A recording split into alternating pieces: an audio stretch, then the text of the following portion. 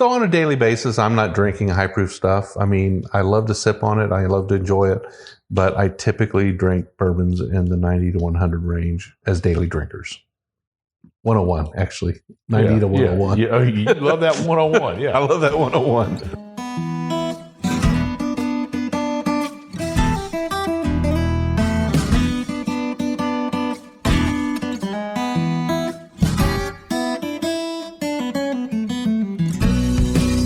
Welcome to another trip down the Bourbon Road with your hosts, Jim and Mike. So grab a glass of your favorite bourbon and kick back. We would like to thank Tommy and Gwen Mitchell from Logheads Home Center for supporting this episode of the Bourbon Road. Find out more about their fine rustic furniture at logheadshomecenter.com.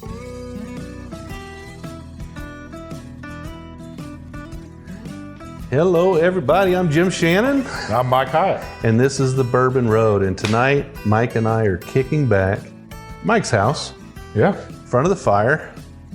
We got good old Woodrow at our feet. He is. He's just laying there like a good dog, ain't he? Yeah, he is. And we're going to drink a little bit of whiskey. And actually, we're going to drink 4 different whiskeys tonight. We are. I had to twist your arm to do this, but, you come over to my house, we're going to drink a little bit of weeded bourbon.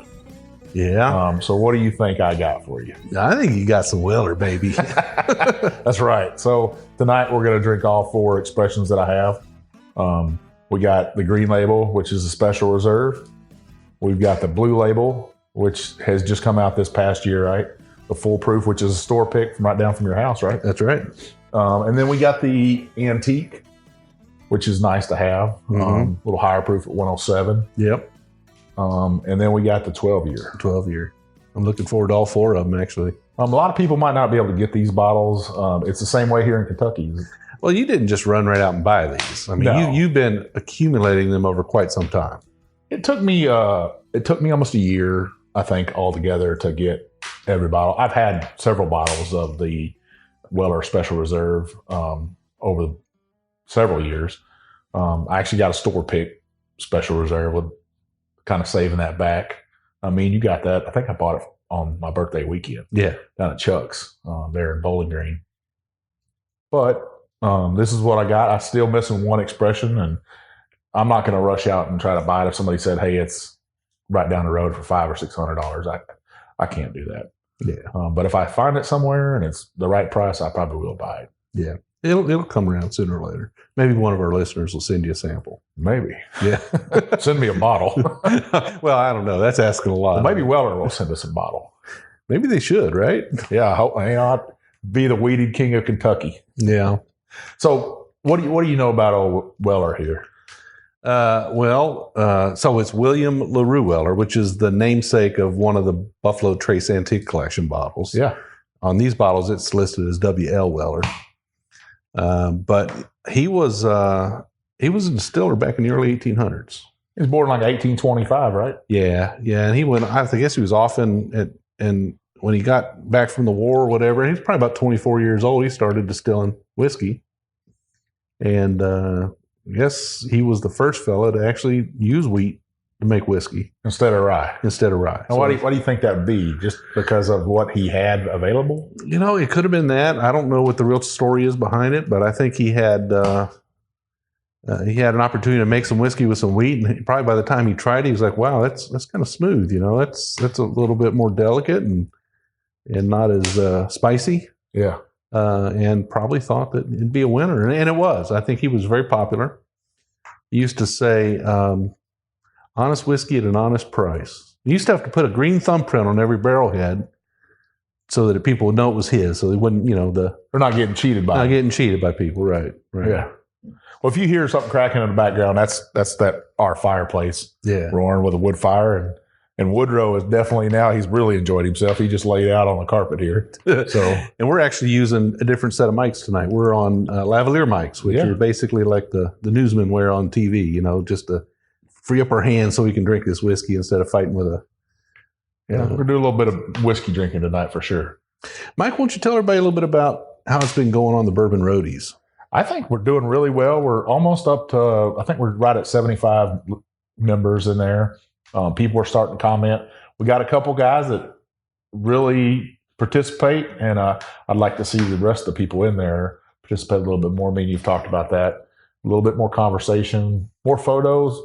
The more we can get, I think it helps everybody out. If people have questions about cost, or if they think something's going to cost too much, or if they should buy something, remember that everybody has different taste buds. So what I think's good, or what you think's good, Jim, is not always what they're going to like. Well, they can hear us on almost every episode where we talk about our differences. Yeah. So, which I think is a good thing for the show, and it just goes to show you that everybody likes something different. So, and everybody likes something at a different price point. And I think we all, me and you will drink from the bottom shelf all the way up the top. And hopefully this year we'll start doing some reviews. Yep. And we've talked about that. And how are we going to do it?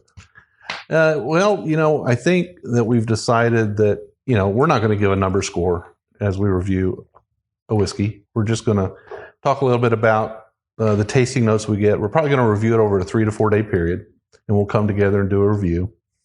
And we'll rate a whiskey according to whether or not we feel it's a good mixing whiskey. Yeah, that's fair. If it's a good sipping whiskey, or if it's something we'd like to share with a good friend, special occasion whiskey, something like that. So kind of like we're doing right here. Yeah. Not all these are going to get shared with everybody, right? Right. That's not true, because if Jim would tell you, I've got 4 shelves full of bourbon, a bar full of bourbon, another whole case of bourbon underneath our TV and stuff. And if there's not an open bottle and you wanted to open it, I'd say, hey, open it right up. Anybody's welcome to my house is surely welcome to whatever I have to drink. And, it's not, if you talk about a whiskey and you say, that's good for making some cocktails, that's not a bad thing. I think a lot of the distilleries are proud to know that their juice is being used in cocktails. In fact, in many cases, that's the biggest part of their market. The guys who are sitting back in a easy chair at home sipping on a little bit of fine bourbon are not consuming the many gallons that go through, a bar at, mixing cocktails, highballs, things like that. That's where the real volume goes. So it's respectable to be a mixing whiskey. It's just, it's a different type. I think most people would be surprised if they come to Louisville, and most bars in Louisville's well whiskey, or well bourbon, is Old Forester. Sure. Some places in Louisville, or you go over to Frankfurt or Lexington, their well whiskey is Buffalo Trace. Yeah. Because that's their brand over there. So I don't think you're right. A cocktail was made to make whiskey taste better. So do you need to put a $50 or $60 whiskey in your cocktail? You can. Yeah, it's your money. But not always, the thing that needs to be done. A lot of times, a bottom shelf whiskey can go just fine in a cocktail or in a highball, and maybe save the more expensive, more complex whiskeys for sipping.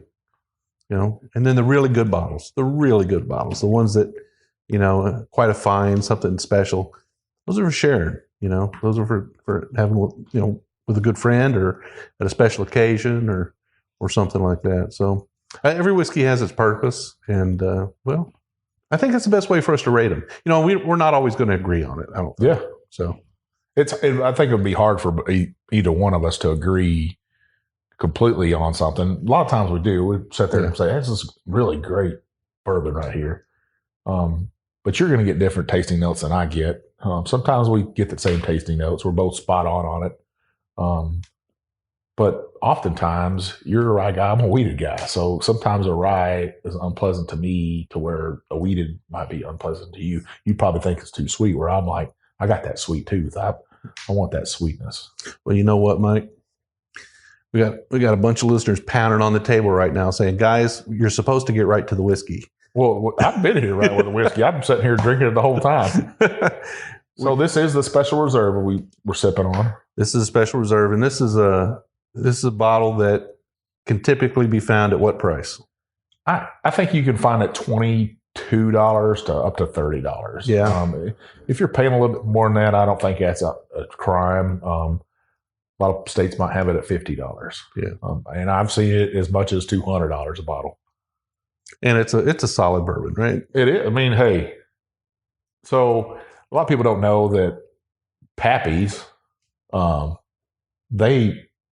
this is their bourbon. It's their mash bill. Yeah. Yeah. So it's the same mash bill, same distillery, same mash bill as Pappy's. So Different floor. different warehouse, different floor. I'm not sure. Yeah. I don't know where the Weller Special Reserve comes from, but I mean, I've been in the warehouse and seen the Pappy barrels, but I don't know what else is in there. But it's called Poor Man's Pappy.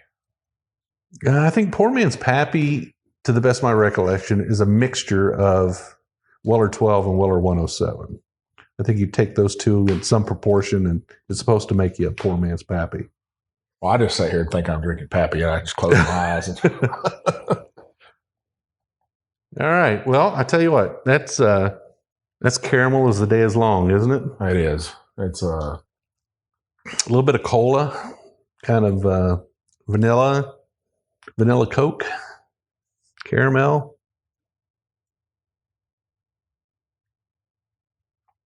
How old is this one? Is this a 6 to 8 year bourbon? I thought it was 7 years. What I've heard in the past. I know the Weller's typically the Antique's around 7 years. So yeah, probably the same. Yeah, there's a little bit of cherry, just a hint of cherry in that. Now this is 90 proof, sweet bourbon, smooth. I mean, it is. And some people, we've talked about that before. Mm-hmm. Smooth being a bad word in bourbon, but man, this is something you can sit by the fire and really relax and enjoy, and it's a great expression. Yeah.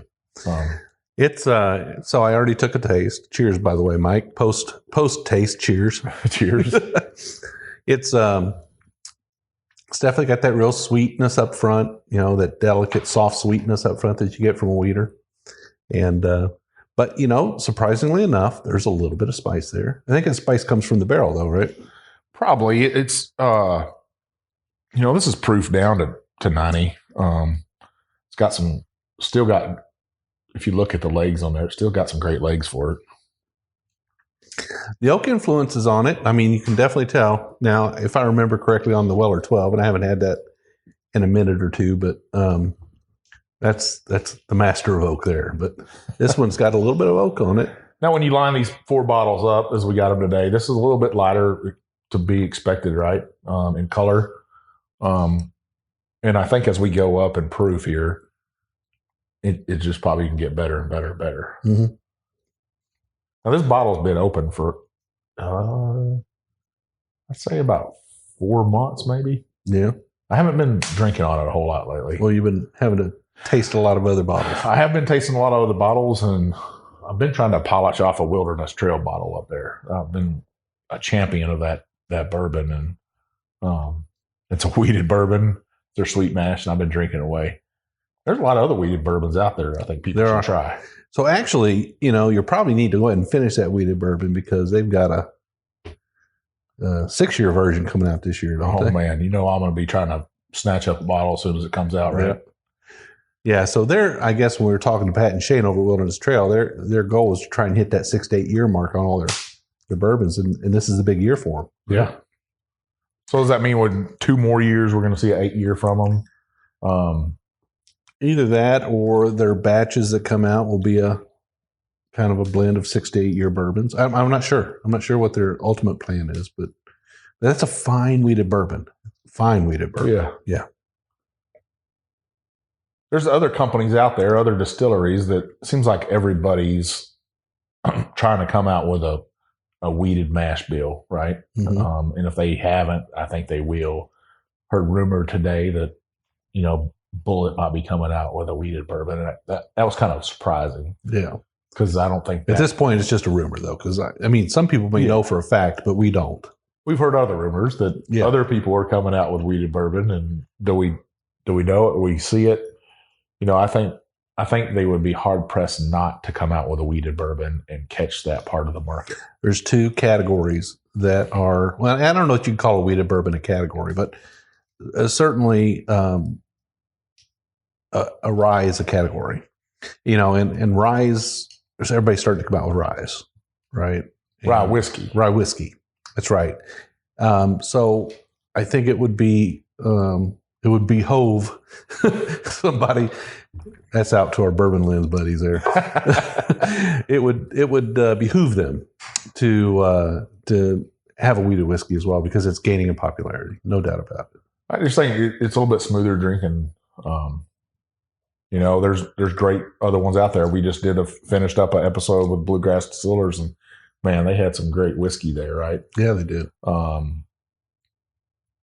I was trying to think of the other mash bills that are out there, other distilleries. Larceny from Heaven Hill. They actually this month they released their barrel strength. That's right. Larceny. And then you have Old Fitzgerald from there. Fitzgerald. A lot of people didn't know. Some people don't even know that's a weeded bourbon. And Rebel Yell from Luxco. Yeah, we've drank plenty of that, right? The 100 proof is really something special. I think it is. I think it's a good solid. I don't think it's something special. I think it's a good solid weeded bourbon. I think a lot of people hit on that name pretty hard because of Rebel, but that's not what that brand's about. They are about their whiskey, and their 10-year is an exceptional weeded bourbon. Mm-hmm. I would put that right up with any other weeded bourbon. Well, Mike, are you calling out any notes on this stuff here? I don't know. I get a lot of crisp baked apple in it.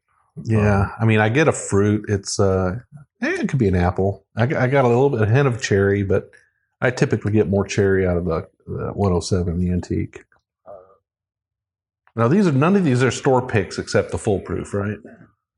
No, they're just only the full proof's the store pick. Okay.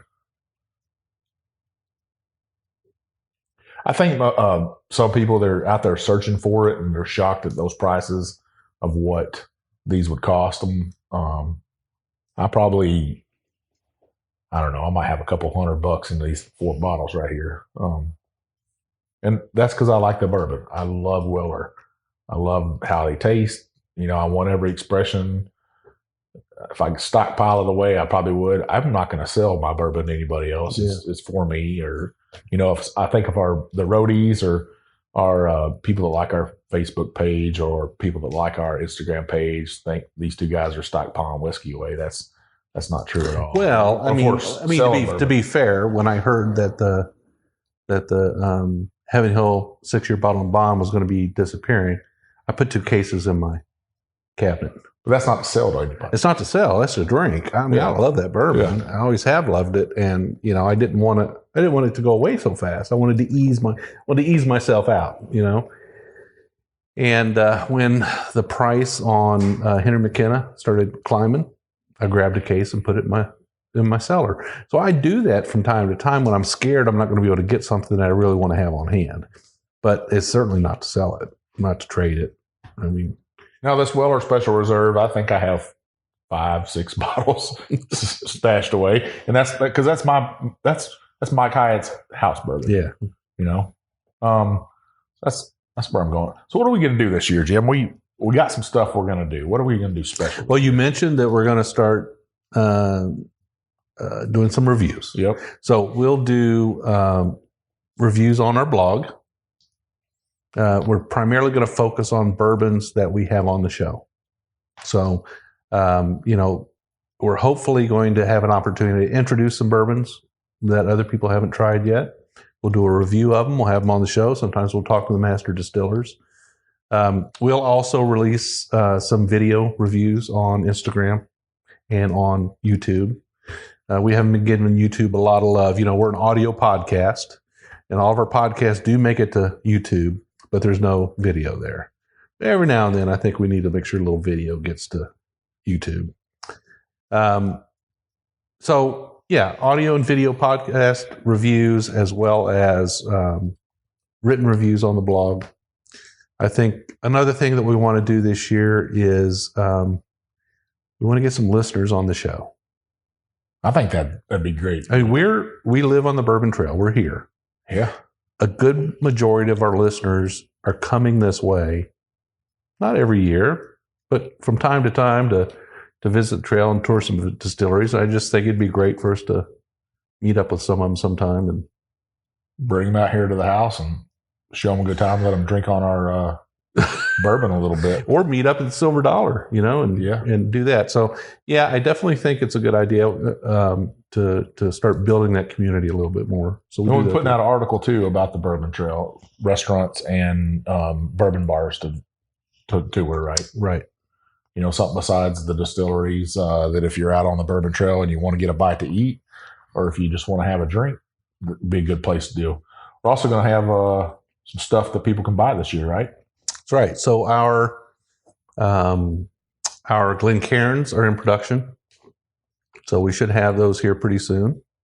We're going to be having some other things too, possibly some challenge coins, some ball caps, things like that. People have been asking for it.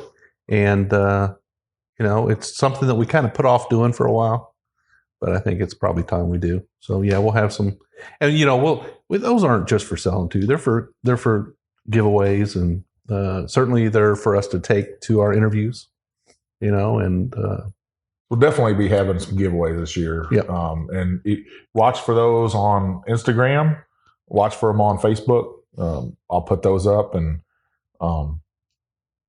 make sure you participate, because that's the only way you're going to get a glass or a cap or a T-shirt or challenge coin. Right. Otherwise, from buying it. Yeah. So I think we got some great stuff. We'd also discussed, and this is not a sure thing yet, but one of the things I'd like to do is, start doing some live stuff. Where everything we do now is pre-recorded.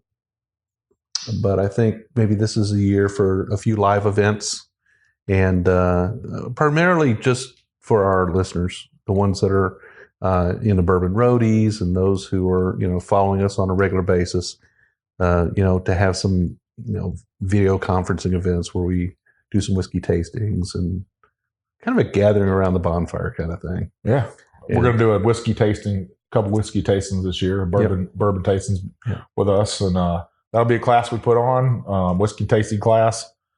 So look for that stuff in the probably coming weeks, right, for our store. And then those whiskey tasting class will be in the next month or two. Yeah, so 2019 was kind of the year we figured out how to do this podcast thing, and figure out how to do that Instagram thing and how does all this work, and this is kind of the year to start exploring and build on that a little bit. So, yeah, I'm excited about it.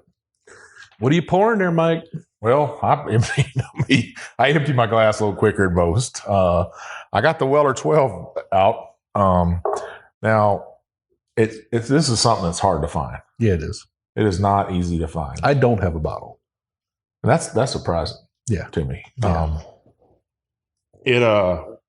It took me a while to find this bottle, and a guy at work said, "Hey, I can get you a bottle," and I got myself a bottle, and this is actually one of the older bottles. It has the metal cap on it. Yeah. Nothing wrong with those metal caps. That bourbon's not bad or nothing. A lot of people frown on that. Now, the new bottles that have come out have the cork in them, right? Right. So that's the Weller 12, the 107, and the full proof are corked. But the Special Reserve is still... From what I understand, they all are going to cork. Oh, they're all going to cork. Yeah. Okay. From what I understand, I could be wrong. I don't consider myself a bourbon expert. I'm just a bourbon bullshitter. So yeah, the Weller 12, it's like you said, it's all oak, isn't it? Oh yeah. So definitely a lot more oak influence on that, especially on the nose. I mean, you can pick that up immediately after drinking that Special Reserve. And the fruits are a little bit darker now. I mean, it's got a little bit more cherry and plum. Dried cherry. Dried, yeah. Maybe a date. Yeah, a little bit more towards the earthy notes, but not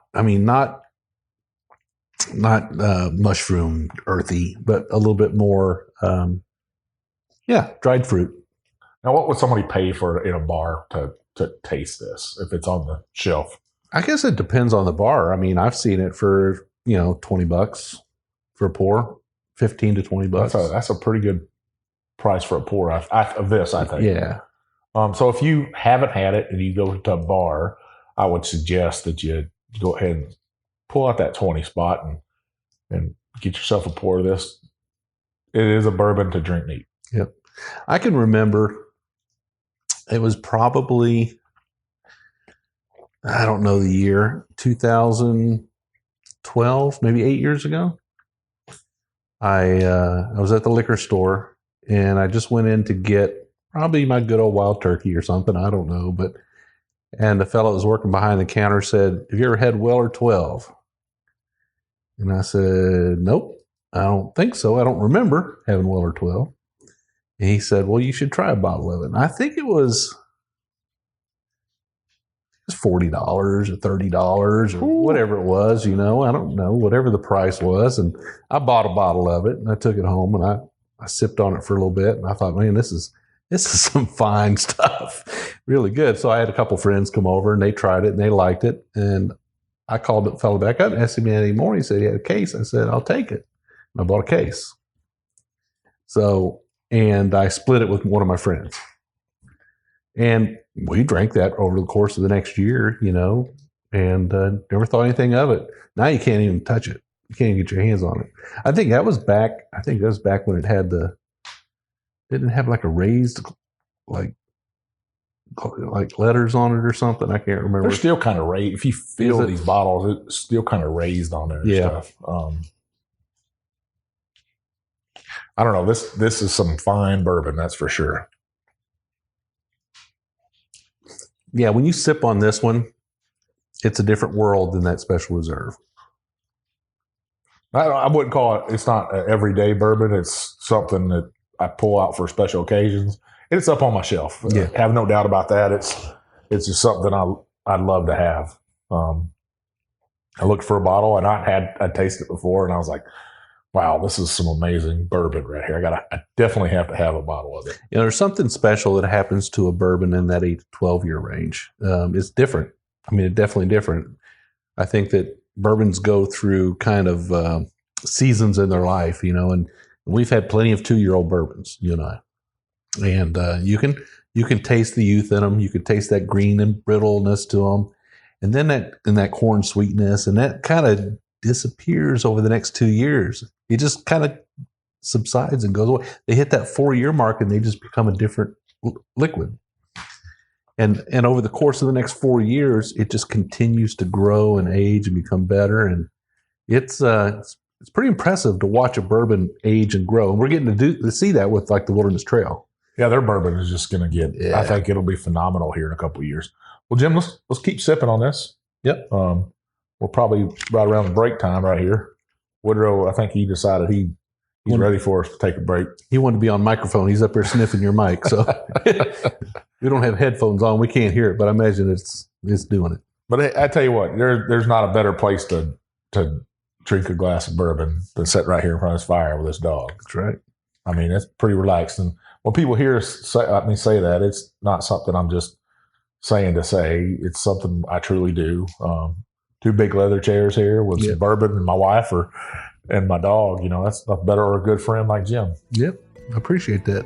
All right. Well, let's sip on this Weller 12, and we'll come back after the break, and we'll see what the next one is.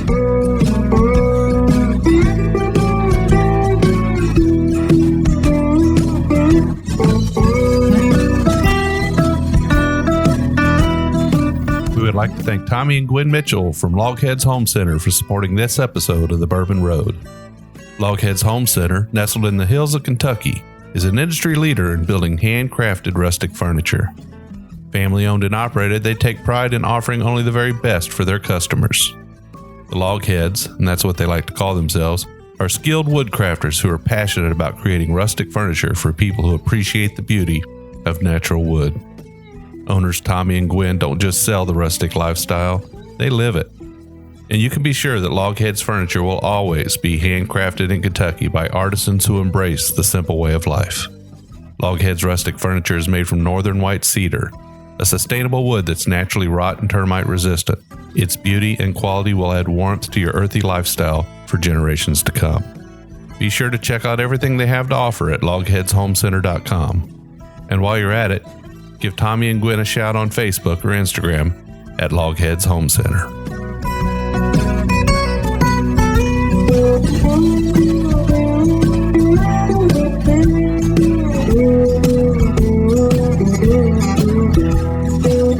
All right, Mike, well, we're back, And that Weller 12 is history. It was. I took one big swallow of it and it was gone. So we took a few minutes there. You threw a couple more logs on the fire. Woodrow's passed out on the floor here. Yeah, he did his rounds of the house, made sure everything was good, and he came back and laid back down. So what type of dog is Woodrow? Because they're all sitting out there wondering what the heck, who's this Woodrow guy? Woodrow is a pure breed yellow lab. Yeah. He's named for the 80s mini series Lonesome Dove. And there's a kennel over in Richmond, Kentucky that we wanted to start a dog. Started dog being a dog that he already knows how to sit, stay. He wasn't going to be a hunter. So we wanted a dog that we didn't have to house train or nothing. And Vivian said, hey, let's go over and look at this dog. And I said, all right, we drove over to Richmond. Richmond's about 15, 20 minutes south of Lexington. Yeah. So a little over an hour from here. So we drove over there, and as soon as she told me his name, I was like, I'm getting this dog. I looked at photos of him. So who played Woodrow in Lonesome Dove? It was oh man, you had to ask me that. Tommy Lee Jones. Tommy Lee Jones. Tommy Lee Jones.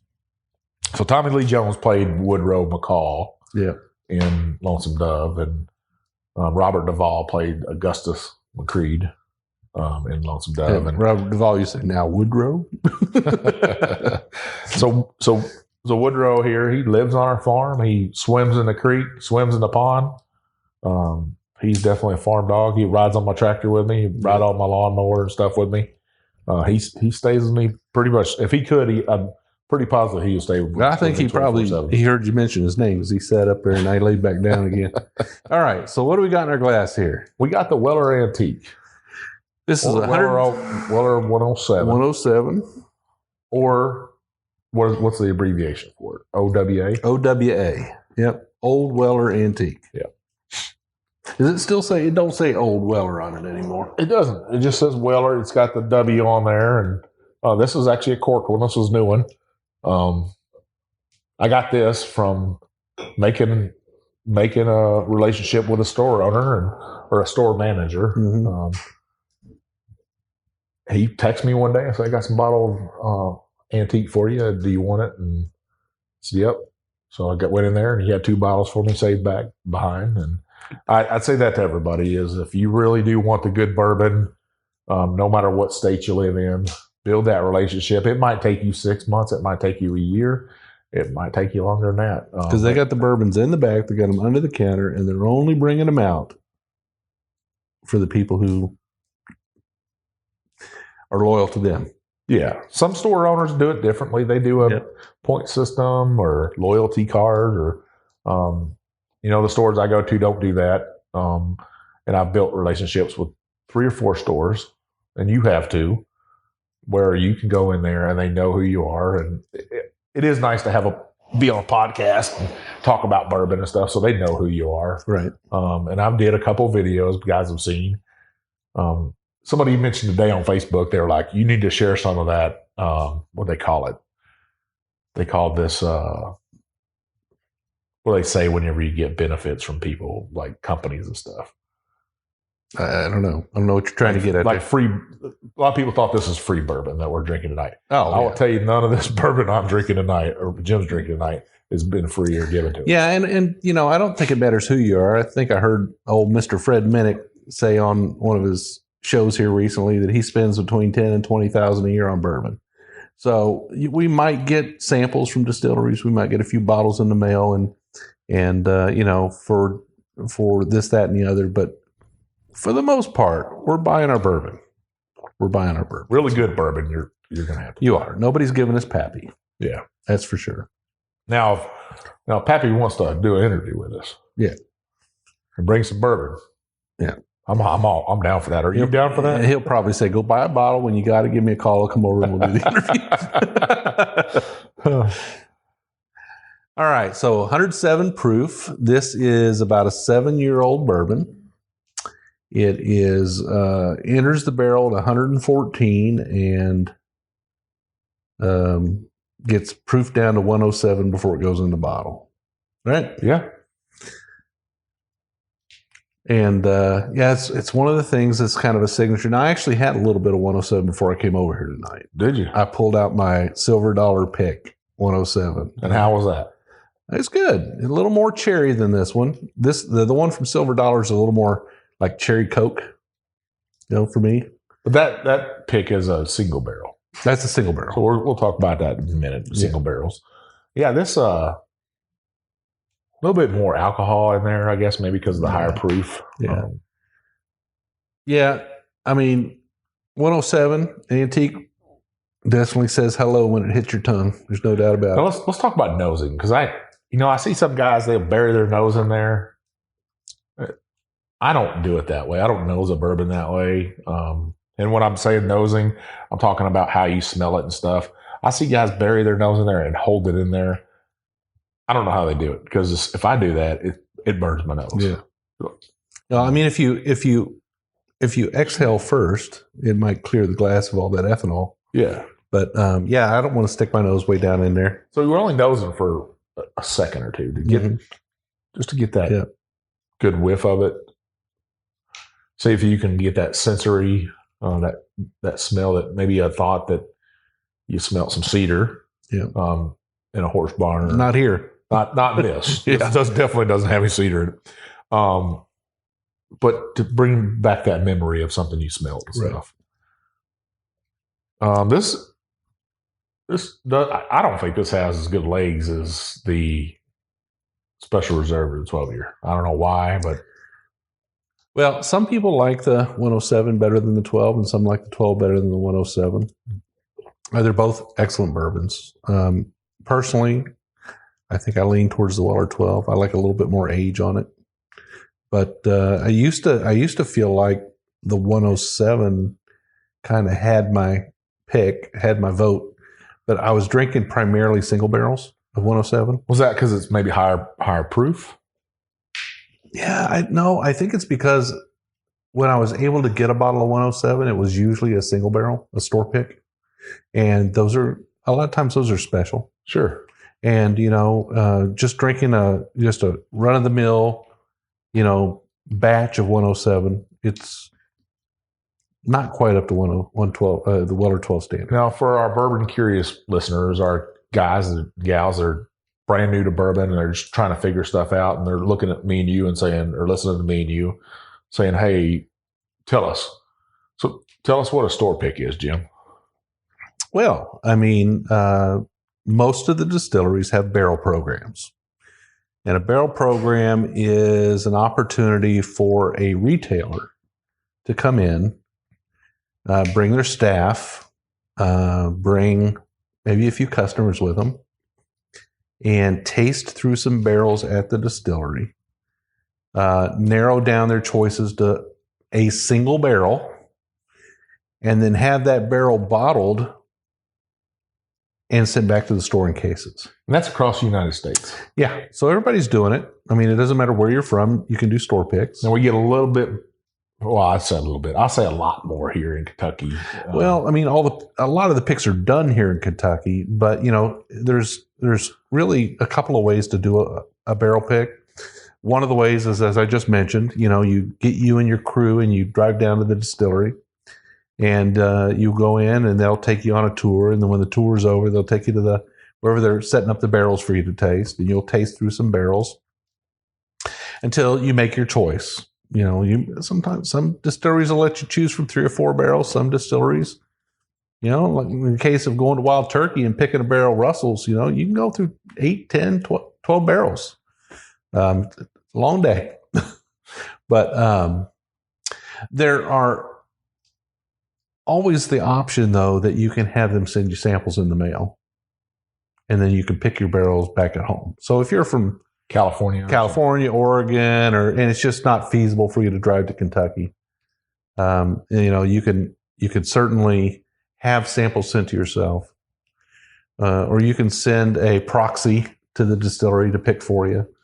If you know somebody. So anybody out there that's looking to do a barrel pick, and me and Jim would love to do that for you. We'll be happy to proxy for you and help you pick a barrel. But the idea here is to get something that's a little off profile. So you don't want to go in to, for example, do a Weller pick for like a Weller 107 pick, a Weller foolproof pick, or a 107 pick or an antique pick, and go in and pick something that's on profile. Because if you want something that's on profile, you can go to the shelf and buy it, right? Sure. You want to pick something that's a little unusual, a little different. And the idea there is to find something that sort of stands out that you think, particularly for a store, something you think is going to really interest your customers. No, they always proof it down to where that's at. Now, typically when you are doing the barrel pick, you're drinking barrel proof. But if you're smart about it, you'll use a little bit of water and try to get an idea what that's going to taste like. But when it's bottled, is it going to be proofed down? It will be proofed down. It'll be matching the label. So if you picked a store pick Weller Special Reserve, it's going to be, it's not going to be high proof. It's going to be at 90. It's going to be at 90. Well, I mean, yeah. So I haven't been on the only pick I've been on at Weller is a foolproof pick. I've not picked an antique Weller. And a store pick I got from Chuck's down there in Bowling Green, it's at 90 proof. And I just wanted our listeners to know that and stuff. I think, we talked about high proof bourbon the other day, and a lot of guys are drinking this high proof bourbon like they're sucking it down. Yeah. And they say, I don't know. Somebody was asking about that today, and I said, here's my thing is I watch people drink high proof bourbon. They'll drink it when I say high proof bourbon, it's at 128 to up to 140. Yeah. And in a few instances, it's been over 140. Yeah. But then they're putting ice in it. Mm-hmm. Or putting water in it. Yeah. Aren't they just proofing down their bourbon? Yeah. Yeah, in a way. I mean, one of the things, I think a natural progression for a bourbon drinker, you start out drinking 80, 90 proof bourbons. You get that bottle and bond at 100. The stuff starts tasting good to you. As you go up in proof, you go up in richness and character. And as you get to barrel proof bourbons, they seem to have so much more going on. There's a lot more going on there. If you find bourbons that aren't overpowering you with ethanol, you just get those deep, rich flavors that are just like those old Carters. They're so rich and deep and dark. But you kind of get accustomed to that. And if you drink a 90 proof bourbon, you're like, that's water. It's kind of, you can't appreciate the lower proof bourbons anymore. So if you live in that space, you live in that barrel proof space. And that's all you drink. You can kind of burn out your palate in a way, where you don't get to enjoy, the lower proof bourbons. And there's some fantastic bourbons in the 90 to 105 range, 90 to 100 range, let's just say. Not a lot of them I'm choosing at 80 proof, to be honest with you. It's a little too low for me. But there's some great bourbons, and we're drinking a couple of them here. Scotch drinkers, though. What's a scotch? What's the proof on a scotch? Yeah, typically 80, 90, yeah. What about an Irish whiskey? Yeah, same. Well, I mean, you can get barrel proofs of those as well, but typically they're really lower proof for a bourbon drinker. Yeah. We got some listeners over in Australia, and they were like, wow, that's 132 proof. You're talking 50 proof more than what they're drinking. Right. That's some amazing. To me, I got a range, I think. I think I got 80 to 120s pushing it for me. I've had some great bourbons that are over 120. Yeah. I'm not going to drink that every day. I still want to be able to appreciate that 80 proof bourbon. Yep. Do I have a couple of those? I do have a couple on the shelf that I'll take sip on every once in a while. Mm-hmm. I'm not mixing those. They cost me a little bit of money probably, or nice gift I got. Yeah, I mean, if you think about it, Basil Hayden at 80 proof, Ancient Age 80. When you look at the Ancient Age 80 and 90 proof, I prefer the 80. But those are a couple of bourbons that I think are solid at 80 proof. I don't reach for them very often because, to me, I think my palate's more accustomed to bottle and bond range right around 100 Sure. proof. I kind of think it's important if you're drinking high proof bourbons on a regular basis that you spend some time in the 90 to 100 range, at least for your daily drinkers, because I truly believe you can burn your palate out and you can't appreciate the lower proof stuff anymore. Well, I think for me and you, it's important if, we're sitting here talking to listeners and saying, it's just as important to drink a lower proof bourbon and review a lower proof bourbon as it is a high proof bourbon, especially if our listeners can't get those limited bottles and stuff. Right. If they're in states like Virginia, that's a controlled state, and they're not able to get those bottles, we're pretty lucky to be here in Kentucky and be on a bourbon trail. Our listeners throughout the world might not be able to get that stuff or be able to drink that high proof stuff. Or me and our palates are a little bit different. Yeah. So on a daily basis, I'm not drinking high proof stuff. I mean, I love to sip on it. I love to enjoy it, but I typically drink bourbons in the 90 to 100 range as daily drinkers. 101, actually. 90 to 101. Yeah, you love that 101. Yeah. I love that 101. So speaking of 101, Yeah. Wild Turkey's going to come out with a bottle and bond this year, right? Yeah. So they've got a bottle and bond coming out. I'm trying to think of what else is coming out this year. We know that Elijah Craig's got a rye coming out this year, right? Yeah. Benchmark from Buffalo Trace. The whole line of Benchmark coming out. Yeah. Right? I mean, wasn't that shocking? Yeah, I think it was a little shocking. I think Old Forester stepping it up a proof in their single barrel. It'll be a nice thing. We're going to have her on in a couple of weeks, right? Yeah. So, we've got some great shows coming up. We've got, Angels in Wes Henderson, Angels Envy. We've got Jackie Zykan from Old Forester coming up. We've got Peggy No Stevens coming on here in a little while. We're going to have a country artist on too. More kind of pop. I wouldn't call him pop. More country, bluegrass. Yeah. Brent Cobb. He's written a lot of songs for a lot of people. Yeah. We're still going to try to stick to our roots somewhat on the bourbon culture, though. Yeah. So I think we'll have some fun. It's going to be an exciting year. It's got a lot of great people. We've already got some people who are coming to the bourbon country who are listeners of the show that we've already kind of made an arrangement to have them on. We won't talk about who they are, but we've got some listeners that are going to come on the show. I think we're going to show them a good time here in Kentucky. It'll be fun. It'll be fun. We've got some episodes that we're going to do with some other. We've had an episode with the Bourbon Lens before. I think there's some stuff in the works to get some other podcasts and collaborations. I guess collaborations with other media outlets. How's that? The guys I really want to sit down to when we've talked about this trip is to go down to Nashville and hit a couple of distilleries down there. Yep. Try to hang out with the dads drinking bourbon. That'd be great. Hang out with Peg Leg Porker over on his podcast. Get on his podcast. Get on his podcast and just have some fun. I want to hit that Tennessee whiskey trail. I mean, I'm excited about that. That's coming together. It's been a couple of years now, and there's a lot of great. You've been to Old Dominic, and I tell you, I'd like to get down to Chattanooga. Get down to Chattanooga, and get back to Greenbrier, Nelson's Greenbrier. Yeah, I think this is going to be a great year. I think having those listeners on, like we said, we're not going to say who they are. But if you're a listener out there, it could be you and you just don't know it. That's right. I think it's great. So we went ahead and poured our final pour here. Weller Full Proof. Not my final pour, because Vivian's going to be coming home from work and the fire is rolling. So the music will probably come on. And we'll probably drink a little bit more tonight. There you go.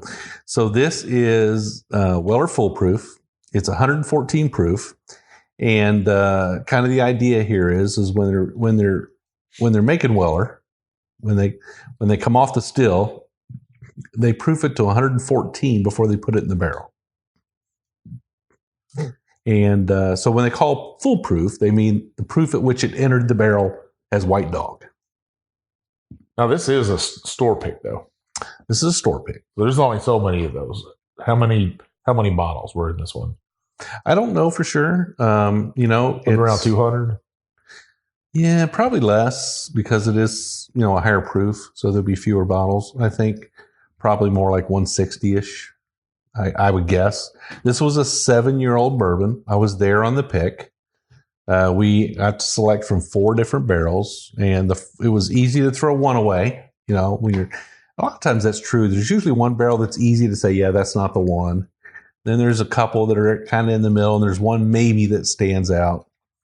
There's not always a consensus by the people that are tasting it and what it should be picked, but you're always kind of hoping your barrel, the one you like, is the one that gets picked. But this one had kind of a savory, salty note to it. And that's why we picked it, because of that. I think it has a little bit of a salty caramel.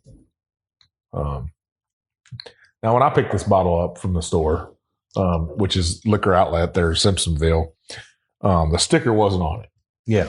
And I put the sticker, which I liked. I mean, you talked about this sticker, and I actually covered up the back label completely with it.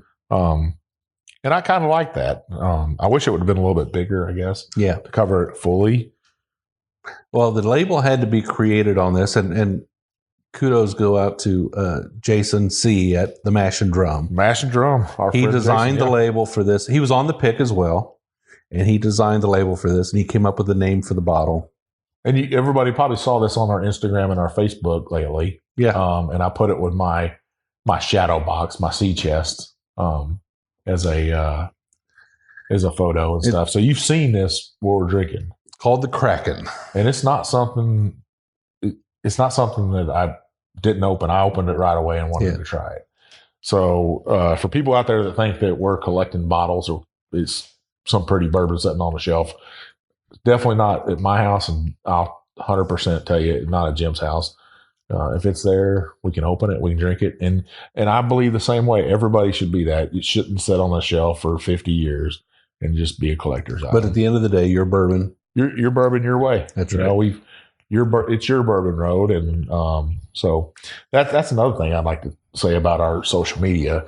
So we always put those hashtags in every post we do. We put your bourbon your way, and we put your bourbon road. So what I'd like our listeners to do, whenever we do that, on Facebook you could do it, or on Instagram. Instagram is harder because you can't post an extra photo. Yeah. To our thing, but on Facebook, post a photo of your bourbon road for us. Let us know what your bourbon road is. Tell us your story. Yeah.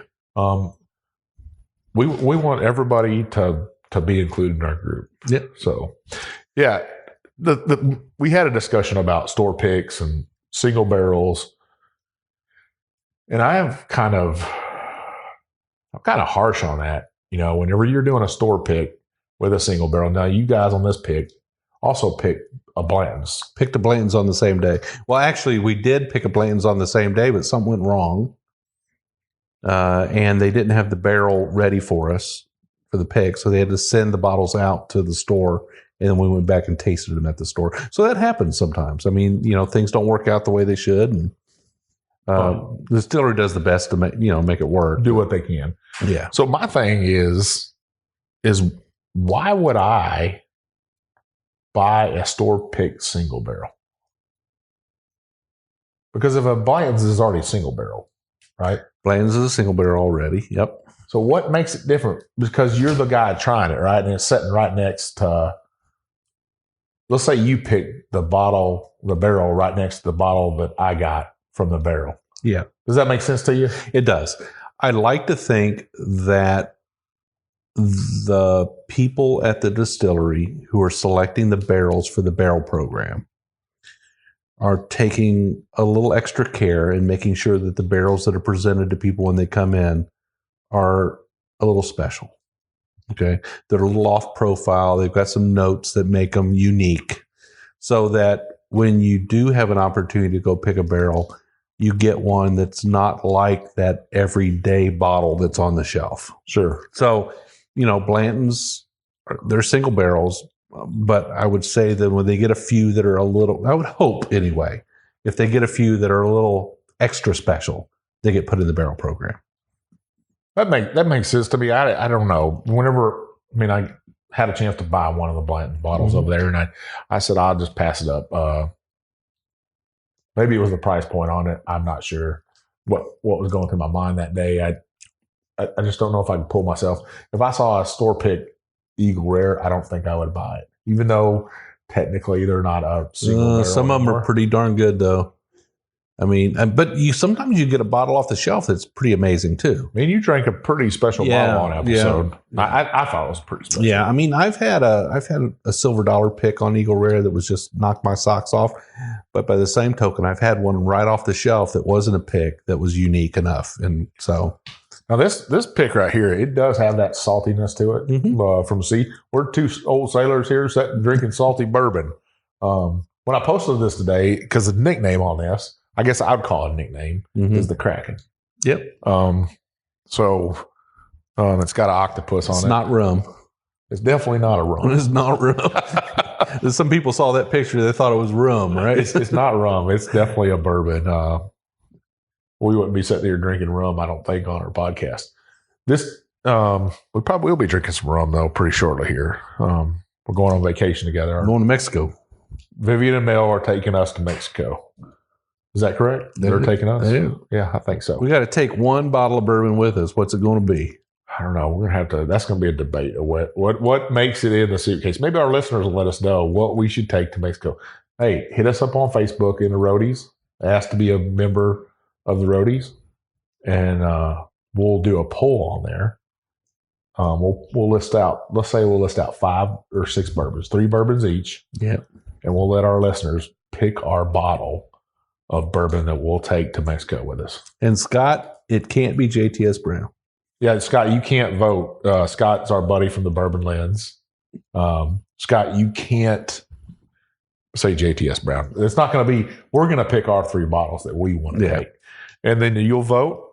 And the winner, we'll pack that sucker up. We'll take it to Mexico, and we're going to do an episode in the pool. There you go. Sitting by the pool drinking bourbon in Mexico. That'll be fun. That's a pretty good episode. Yeah, now, we'll do that early in the morning. It'll be 9 o'clock, maybe 10 in the morning. Because we won't be able to talk by 2 or 3. So I can barely stand up at 3 o'clock in Mexico. So I think it's a good time. This bourbon, it is some delicious bourbon. It's good. Yeah. Yeah, it's definitely a savory kind of.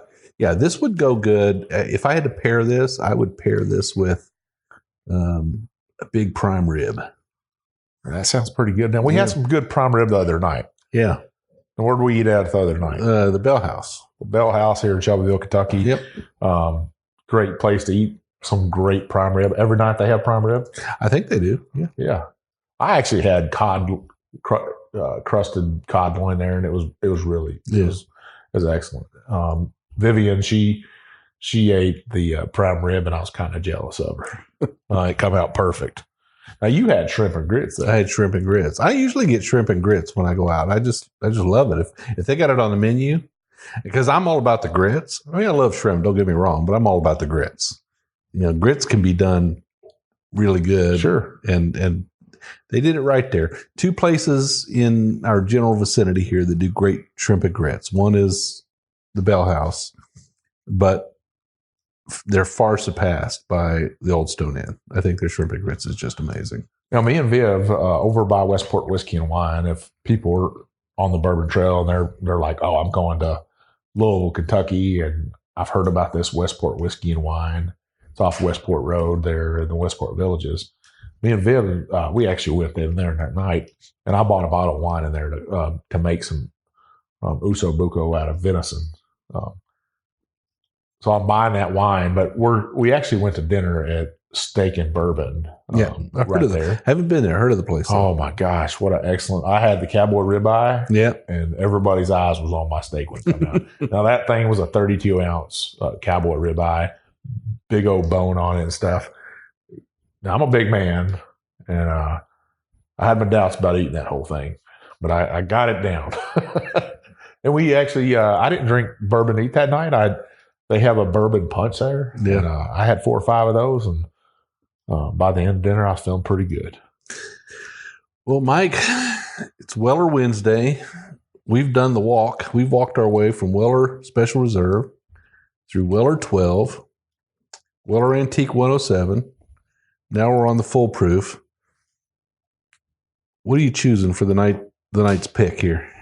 What do you think? To be honest with you, the smoothest drinking out of all of them, but I could sit down and I could probably polish off half that bottle is that Weller Special Reserve. Yeah.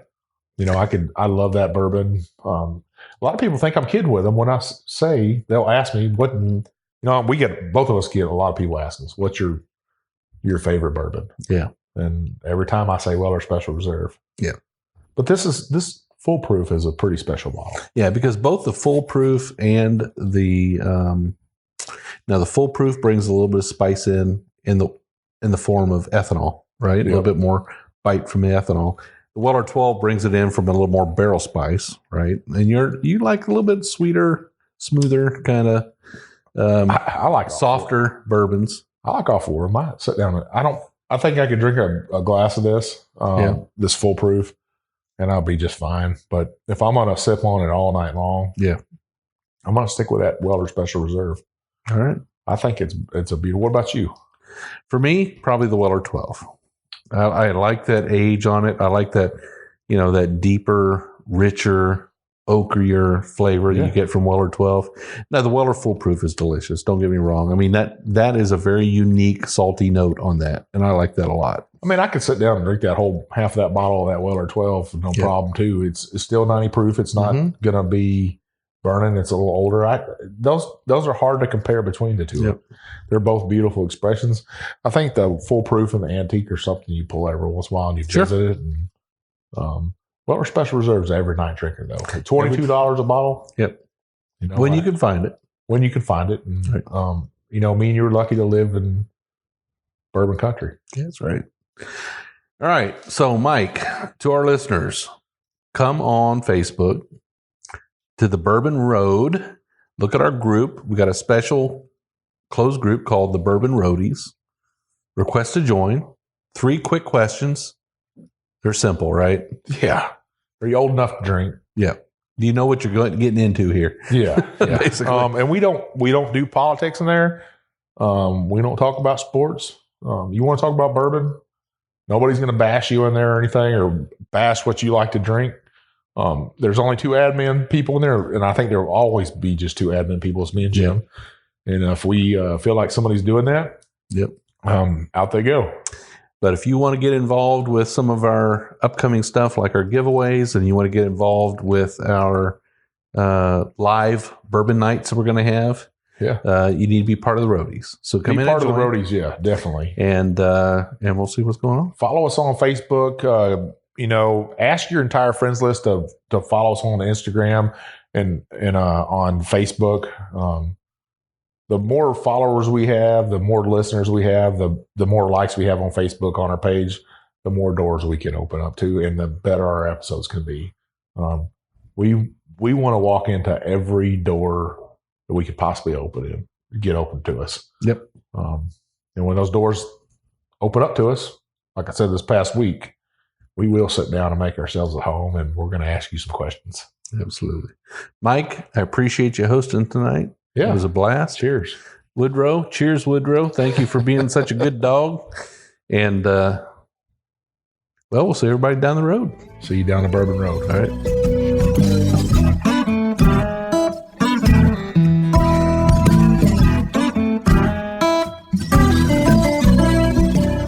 We do appreciate all of our listeners, and we'd like to thank you for taking time out of your day to hang out with us here on the Bourbon Road. We hope you enjoyed today's show, and if so, we would appreciate if you'd subscribe and rate us a 5-star with a review on iTunes. Make sure you follow us on Facebook, Twitter, and Instagram at The Bourbon Road. That way you'll be kept in the loop on all the Bourbon Road happenings. You can also visit our website at thebourbonroad.com to read our blog, listen to the show, or reach out to us directly.